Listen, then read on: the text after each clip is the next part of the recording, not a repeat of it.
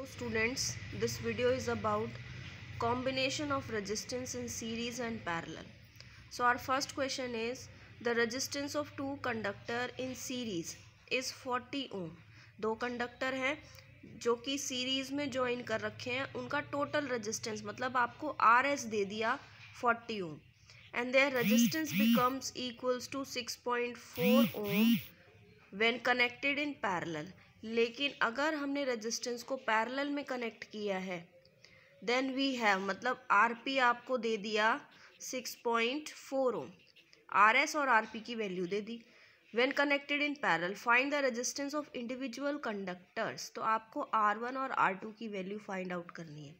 So according to question, जब resistance को हम सीरीज में कंबाइन करते हैं तो we have RS is equals to R1 plus R2 और RS की वैल्यू दे रखी है 14, तो it means R1 plus R2 is equals to 40 ohm and RP is equals to दो रेजिस्टेंस को जब पैरेलल में कंबाइन करते हैं तो R1 R2 अपॉन में R1 प्लस R2 और उसकी वैल्यू आपको दे दी 6.4 ओम. तो यहाँ से क्रॉस मल्टीप्लाई करोगे तो R1 R2 is equals to 6.4 R1 plus 6.4 R2 और R2. तो R1 R2 is equals to this, आपके पास ये वैल्यू आ गई.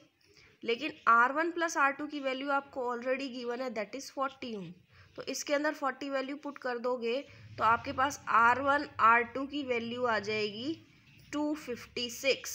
लेकिन हमें फाइंड आउट क्या करना है, इंडिविजुअल R1 और साथ में R2. तो यहाँ से हम R1 is equals to 256 upon में R2 लिख सकते हैं. R1 की वैल्यू फाइंड आउट कर सकते हैं. इस R1 की वैल्यू को इस इक्वेशन में पुट कर दोगे तो यहाँ से आपको R2 की वैल्यू फाइंड आउट हो जाएगी, क्योंकि R1 को लिखोगे 256 upon R2 plus R2 is equals to 40. एक इक्वेशन बनेगी, क्वाड्रेटिक इक्वेशन बनेगी. उस क्वाड्रेटिक इक्वेशन को आप सिंपली भी सॉल्व कर सकते हो या फिर -b plus minus B square minus 4ac upon 2a से भी सॉल्व कर सकते हो. तो ऐसे आपके पास R1 की वैल्यू आएगी 32 ओम एंड R2 की वैल्यू आएगी 8 ओम या फिर 32 ohm. Next question is a register of 5 ohm is connected in series with a parallel combination of a number of resistance such as 5 ohm. n registers दे दिए आपको और हर एक का रेजिस्टेंस है 5 ओम और उनको हमने कनेक्ट कर दिया पैरेलल. तो आरपी आपके पास कितना आ जाएगा, 5 अपॉन एन. यही होता था आर अपॉन में एन जब एन नंबर ऑफ रेजिस्टेंस होते थे. If the total resistance of the combination is 6, अगर आपके पास टोटल रेजिस्टेंस ऑफ कॉम्बिनेशन कितने हैं 6, तो how many resistors are in parallel, तो कितने रजिस्टर्स पैरेलल में कनेक्ट होंगे. तो आपको फाइंड आउट क्या करना है, एन निकालना है. तो as parallel combination of resistance is connected in series 5 ohm, तो टोटल रेजिस्टेंस जो आपके पास आएगा of the conductor is R is equals to RP plus 5 और RP की वैल्यू आपने क्या निकाली 5 अपॉन एन प्लस में 5, क्योंकि कनेक्टेड कितने हैं 5. तो यहाँ से इस इक्वेशन को सॉल्व करोगे तो n की वैल्यू कितनी आ जाएगी 5. तो कितने रेजिस्टेंस कनेक्टेड हैं पैरेलल में, 5 resistance. Next question is 3 resistors 2, 4, 5 are connected in parallel.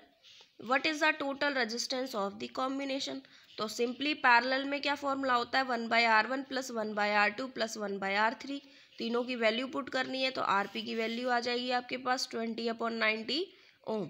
Second part is if the combination is connected to a battery of EMF आपको दे दिया E is equals to maximum potential that is 20 volt and negligible internal resistance determines the current through the each resistor and the total current drawn from the battery.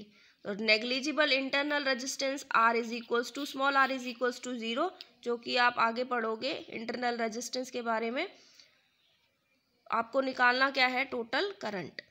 So according to Ohm's law resistance R1 के through जो current जाएगा, R1 current through R1 resistor is according to Ohm's law V is equals to IR. तो I is equals to V by R1 that is 10 ampere.